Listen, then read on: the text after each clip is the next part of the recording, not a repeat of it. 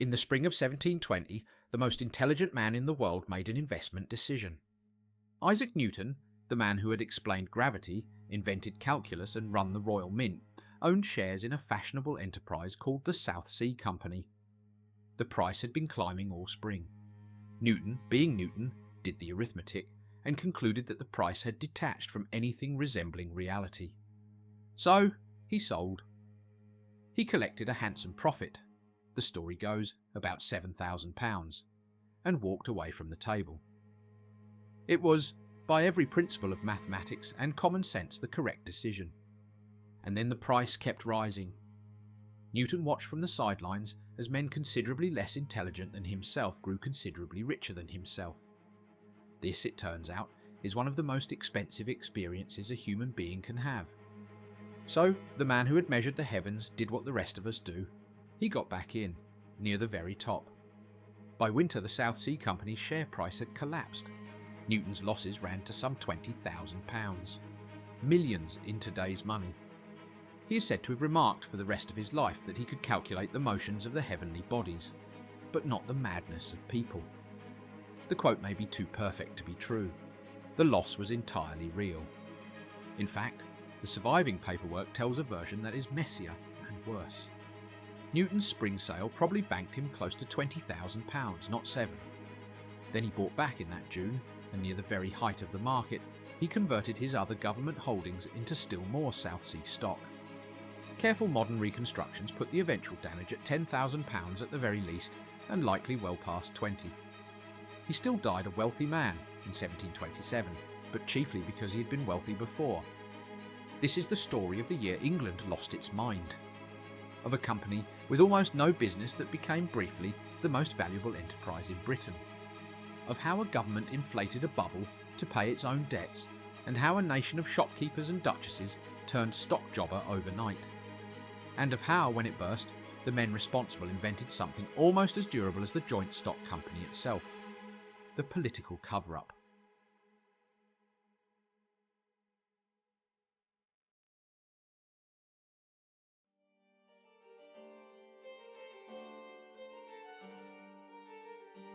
To understand the bubble, you first have to understand the debt.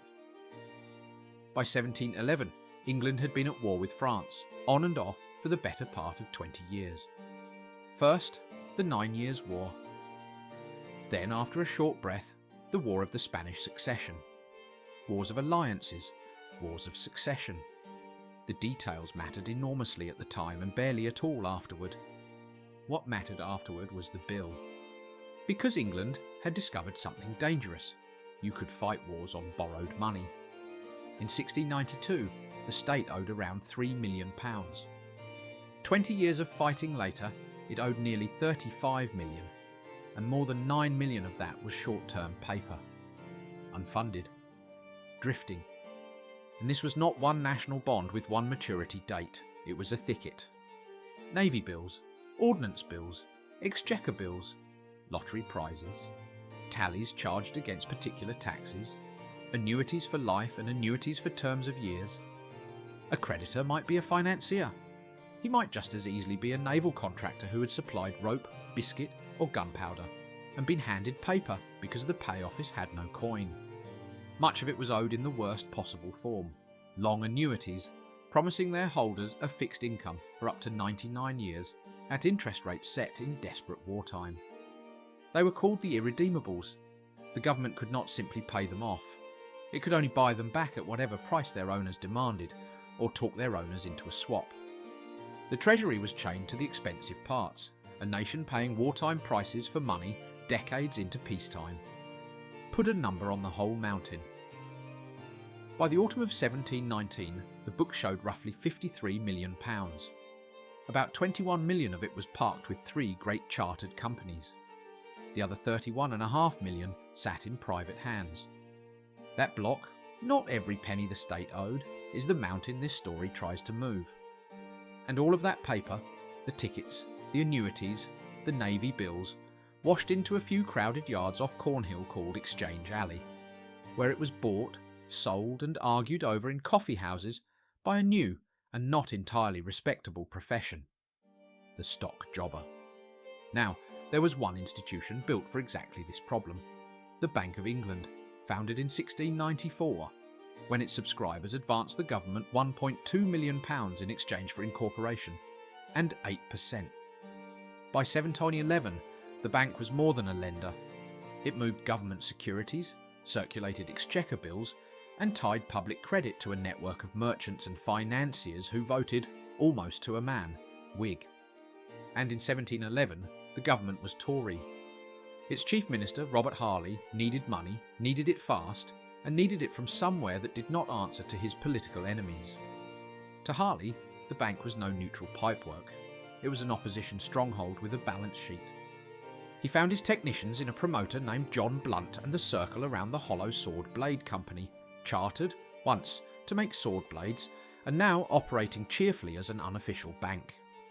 In March 1711, Blunt ran a state lottery for Harley.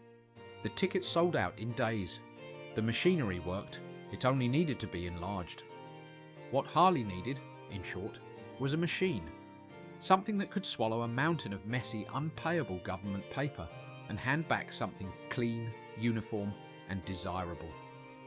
And if such a machine did not exist, he would simply have to invent it. One piece of housekeeping before he does: this channel runs on stories about elegant machines with terrible destinies.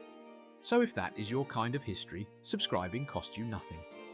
Isaac Newton cannot say the same. Now, the machine gets a name.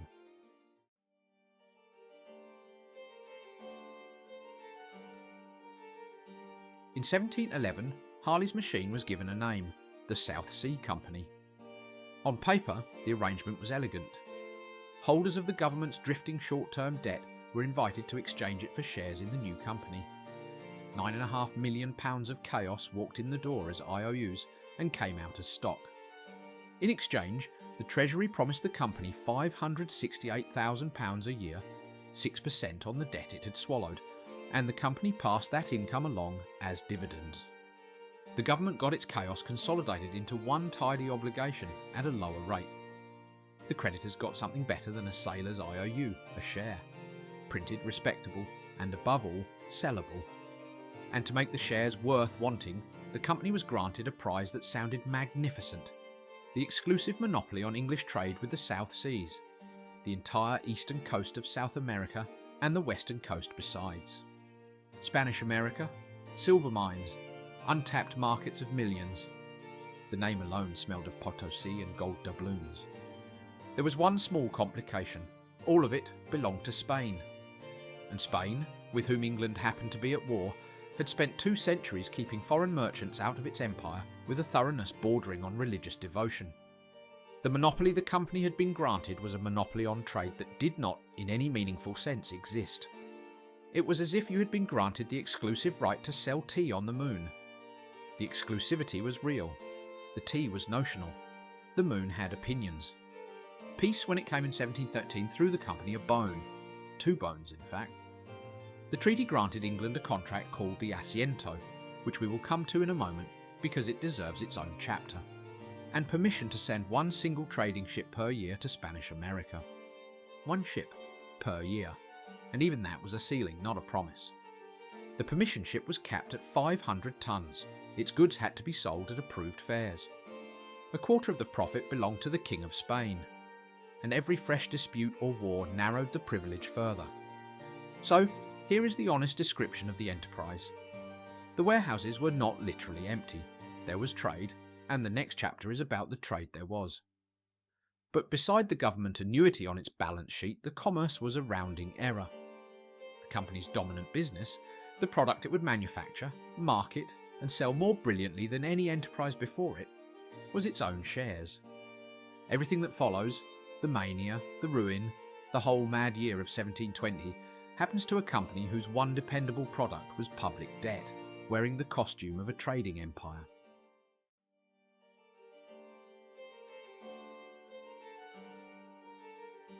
Before the mania, before the crash, there is a chapter of this story that history books used to hurry past. We are not going to hurry past it. The Asiento was a contract. Under its terms, the South Sea Company acquired the exclusive right to supply enslaved African people to Spain's American colonies. The numbers in the contract are precise: 144,000 piezas de Indias over 30 years, 4,800 a year. And a piazza was not a person. It was an accounting unit, one adult of specified height and condition. Women, children, and people the inspectors classified as impaired were counted as fractions. Which means the quota describes more human beings than the number does. Even the arithmetic of this trade was designed to look away. For each standard piezza, the company owed the Spanish crown a duty of 33 1/3 silver pesos. It also advanced 200,000 pesos to the King of Spain up front. Those were the obligations before a single voyage was entered in the books. I said the company with no business had one real line of commerce. This was it. While its directors talked of silver and silks, the trade the company actually conducted year after year was in people. The operation bought many of its captives from the Royal African Company in the early years, staged them through Jamaica, and carried them onward to ports across Spanish America: Cartagena, Veracruz, Portobello, Havana, Buenos Aires. The Royal Navy lent 4 vessels to help establish the network, and Navy ships sometimes escorted the cargoes. This was not a rogue operation, it was policy. A study of the company's own records identified 96 voyages out of London. Just over 34,000 people were embarked on the African coast. Just under 30,000 were landed alive. The clerks recorded the thousands who died at sea under a commercial term, dead freight. The company hit its annual quota exactly once. But the trade did not fade with the bubble. Some of its largest human cargoes came after 1720. It paused when England and Spain went back to war, and resumed when they stopped. The financial mania and the trafficking were not the same event. The trafficking outlasted it. There is no way to make those numbers ordinary, and we should not try. The clerks who recorded them used the same ledgers, the same neat columns, the same ink as for pepper or porcelain. That is the detail worth carrying out of this chapter. The machinery of finance we are following did not pause at human cargo. It processed it. The South Sea Company was not incidental to the Atlantic slave trade. For a time, it was England's official instrument of it. The fashionable subscriptions, the duchesses and poets we are about to meet, all of it stood on this foundation, whether the subscribers thought about it or not. Mostly, they did not. We return now to the money, but this chapter stays underneath everything that follows.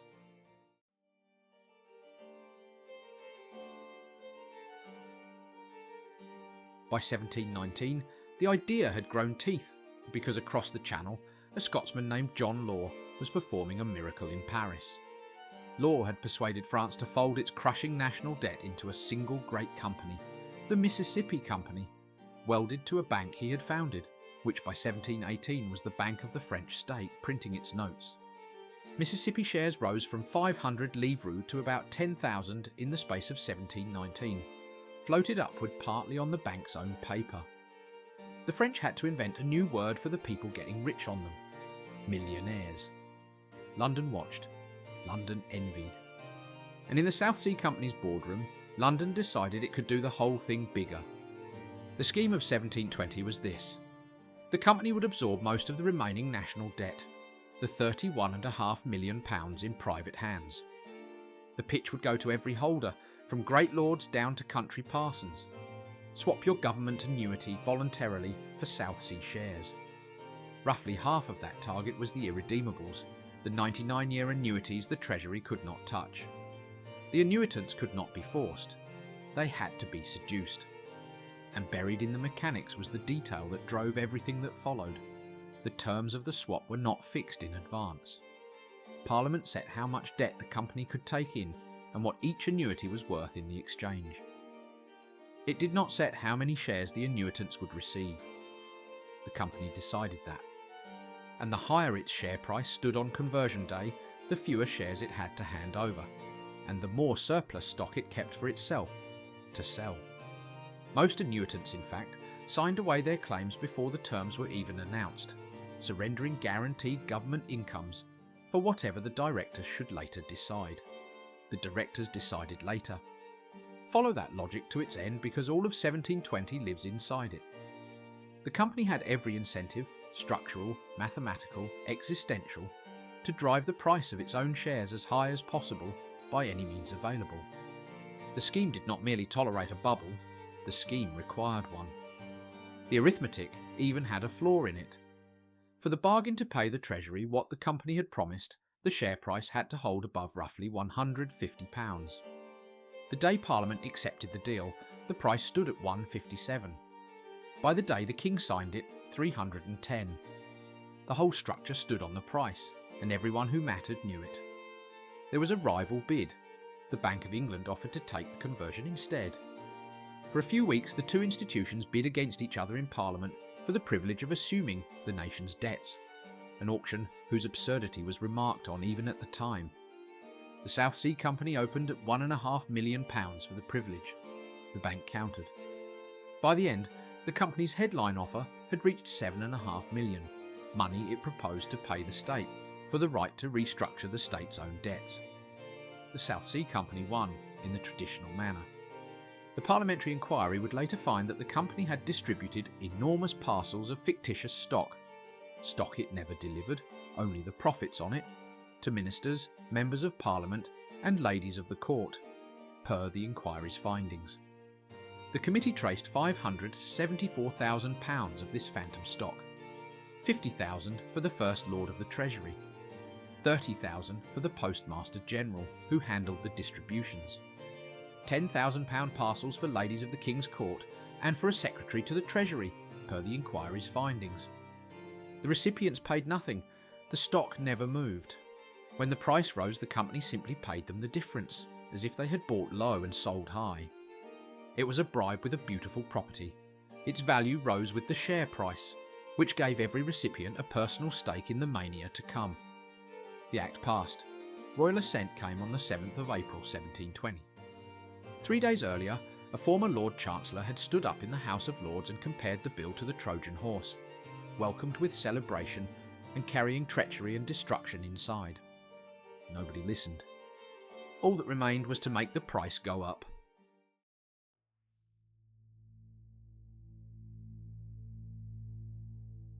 In January of 1720, South Sea stock stood at £128. By March, it had passed 300.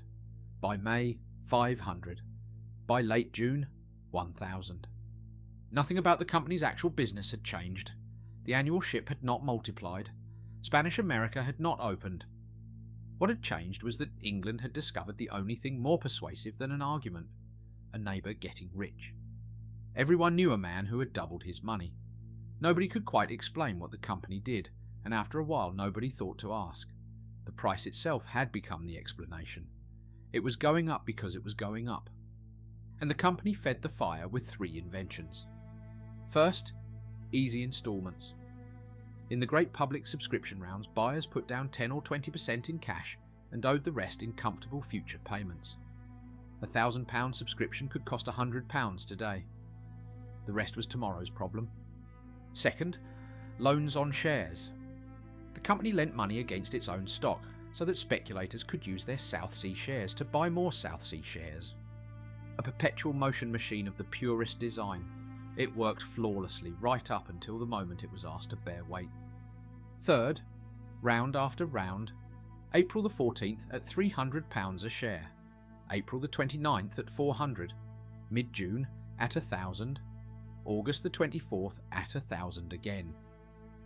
The rounds drew thousands of names apiece, and the receipts themselves became a currency. They traded hand to hand, endorsed like banknotes, long before the underlying shares were paid for. When even the instalments became inconvenient, the company obligingly lent subscribers the money to pay itself. Everyone came. Duchesses subscribed and their footmen. Poets subscribed, Alexander Pope among them. Isaac Newton, as we know, subscribed twice, the second time with feeling. Half of Parliament held stock, which had the convenient effect of making Parliament exquisitely reluctant to examine it. Everyone, to be fair, is the language of the season, not a census. But the surviving transfer books really do show the range, titled and untitled, London and the provinces, Britain and the continent, and women investing in numbers the age found scandalous. The Bank of England's ledgers alone name more than 8,000 individual holders in these years. Not everyone was drunk. A member of Parliament named Archibald Hutchison published page after page of sober arithmetic showing that the trade and the annuity together could not possibly support the price. Above £500, he wrote, the stock was a blazing and astonishing meteor. He appealed to reason and demonstration. Reason and demonstration were not in season. Money flooded in from the provinces, from Amsterdam, from Paris, where Law's Mississippi machine was already beginning, quietly, to run backward. For one giddy season, by later historians' arithmetic, the South Sea Company was worth more on paper than all the land in England. A company with one ship. It was the most valuable enterprise in the kingdom, and its chief product was the belief that it would be more valuable tomorrow. £1,000 a share. Remember the number. It is all downhill from here.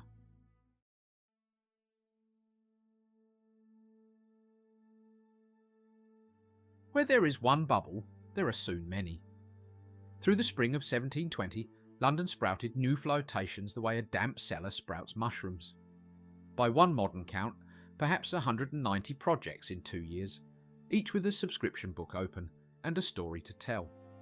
Some were real businesses, many were aspirational. Companies for insuring horses, for importing walnut trees, for extracting silver from lead, for a wheel of perpetual motion.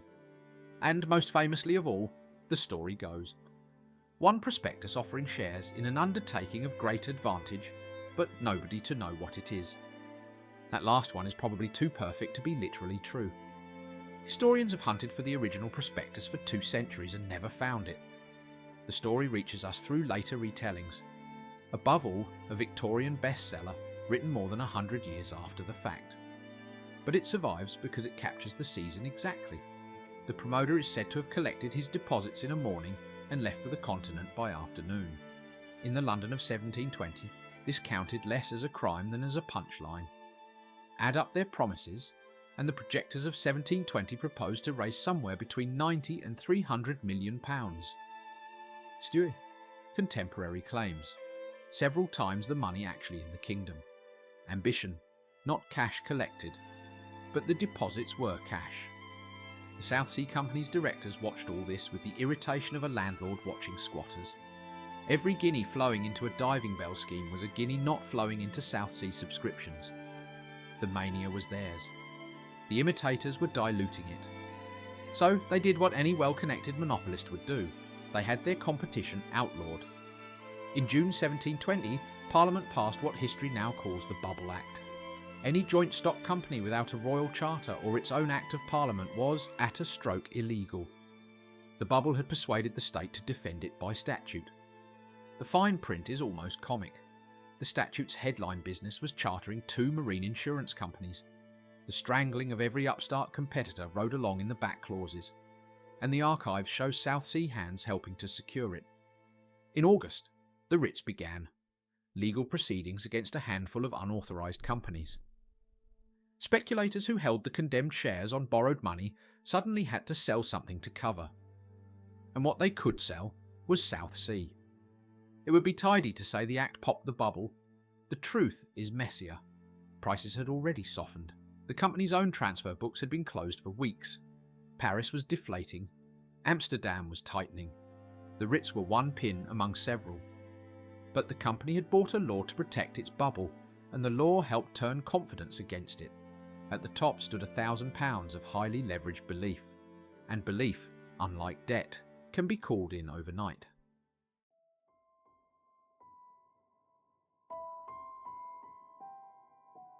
To see the crash clearly, you need one strange fact. For 2 months at the height of the bubble, the market was flying blind. From late June to late August, the company closed its transfer books. The clerks had dividends and subscriptions to process, so no ordinary share could change hands. The prices quoted all summer were forward prices, bets on where the stock would open.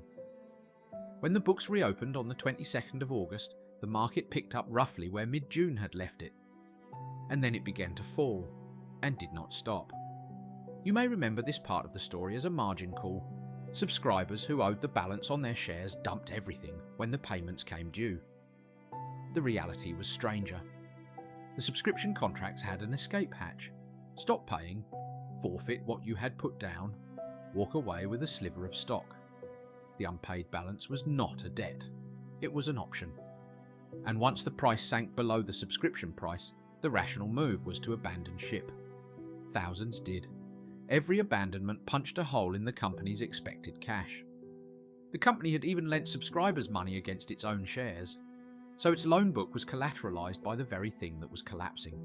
The machine that had run on belief now ran on it in reverse.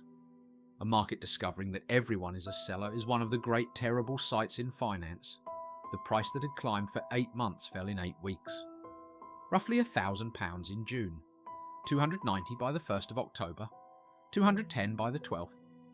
Roughly back, in other words, where the year had begun, after transferring fortunes from late entrants to early sellers. A January holder who never sold, never borrowed, and never subscribed came out ahead. Almost nobody had been that boring. The failure spread through the lenders. Goldsmith bankers who had taken stock as collateral suspended payment. On the 24th of September, the Sword Blade Company, the South Sea Company's own banker, stopped paying. The panic washed up against the Bank of England itself, and one group was trapped outright. The annuitants who had swapped their government incomes for shares had handed in their claims, but many had not yet been issued transferable stock and would not be until winter. They watched the price collapse while holding nothing they could sell. They had exchanged guaranteed incomes for a certificate that did not exist yet. Nor was it only England. The same season, Law's system was disintegrating in Paris. Prices in London, Paris and Amsterdam fell in overlapping waves, the first international stock market crash. Nervous money fled to the safest thing it could find. Deposits at the Bank of Amsterdam swelled by nearly half within a year. Now for the correction the legend needs. Britain did not go bankrupt. Neither, strictly, did the South Sea Company. Its vault still held the one asset that had ever mattered, the government's annuity. The broader economy sailed on with surprisingly little damage. For most of the country, the South Sea year was a spectacle, not a ruin. The ruin was concentrated. Late buyers, borrowers, the trapped annuitants, the lenders who had believed in the collateral. Concentrated and loud. Because the people who had lost were exactly the people with pens, seats and voices. And this is what made the South Sea crash different from tulips, different from the diving bells. The bubble had been government policy. The state had inflated it, blessed it and legislated for it. When it burst, it did not merely ruin investors. It put the government's own promise, public credit itself, on trial. And states, unlike speculators, have inquiries.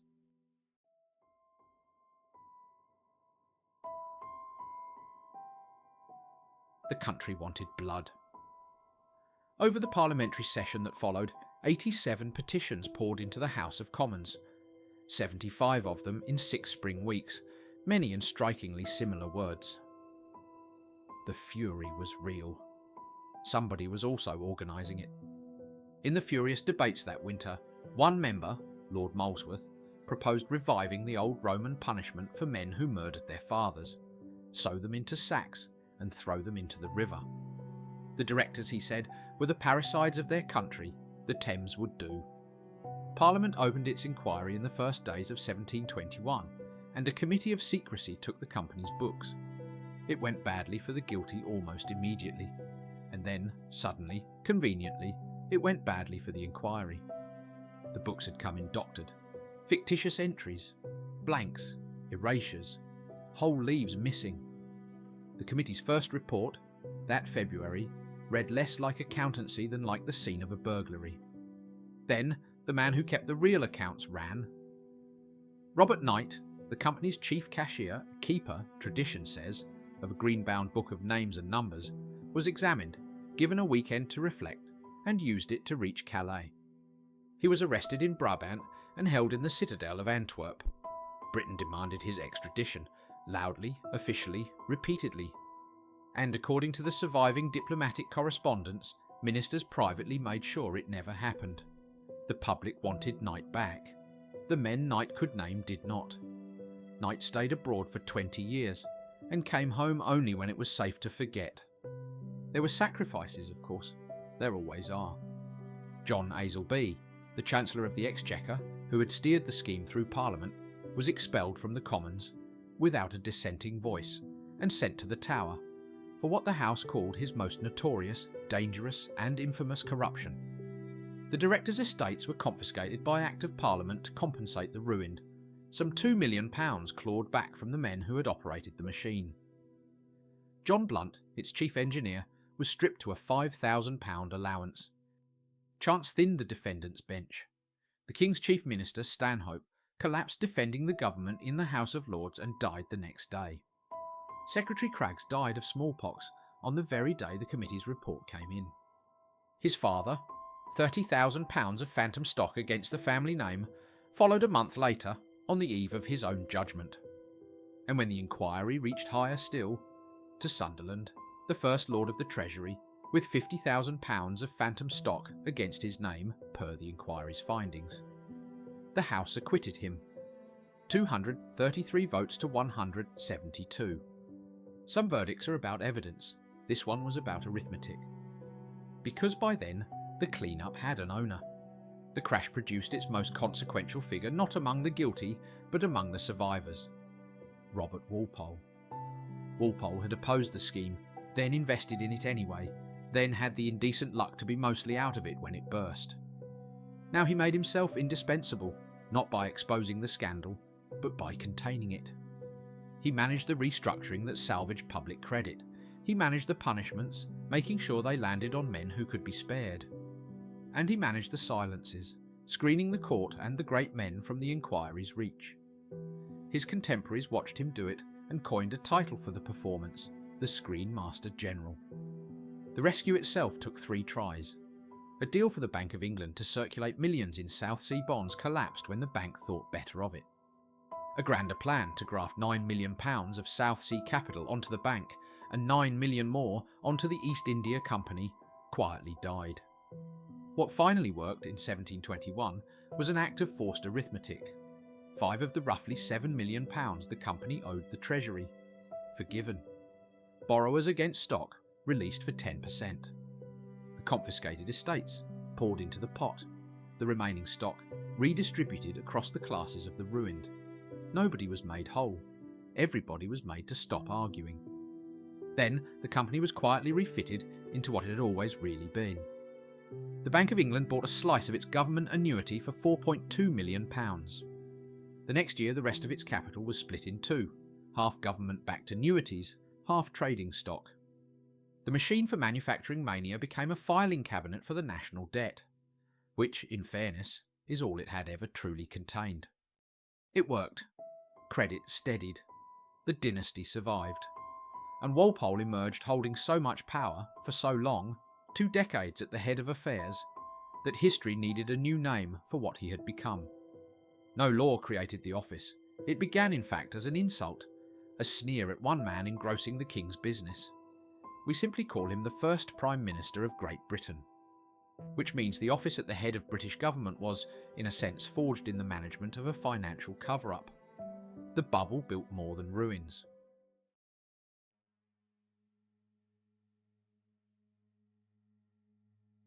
The strangest epilogue belongs to the law. The Bubble Act, the statute a bubble bought to kill its competitors, stayed on the books for 105 years. The textbook version says it froze the English company for a century. The truth is sneakier.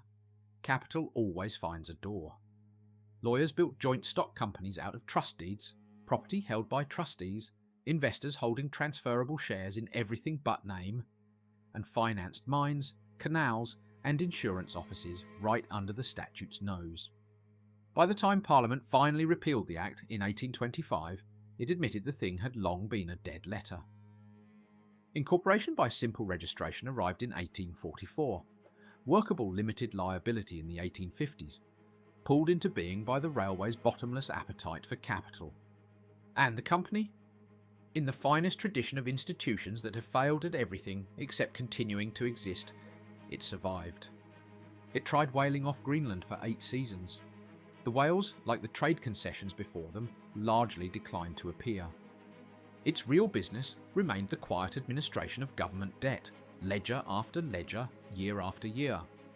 It was finally dissolved in 1853, 142 years after its founding, and its annuities and stock ledgers ended up, of course, with the Bank of England. It outlasted the scandal, its managers, and generations of its investors. What endured was the word, though not quite the way memory tells it. People in 1720 called the little flimsy projects bubbles. The South Sea operation itself they called a scheme. The phrase South Sea bubble only surfaces decades later. Its first known appearance in print is in an encyclopedia entry of 1771, and it hardened into legend in the retellings.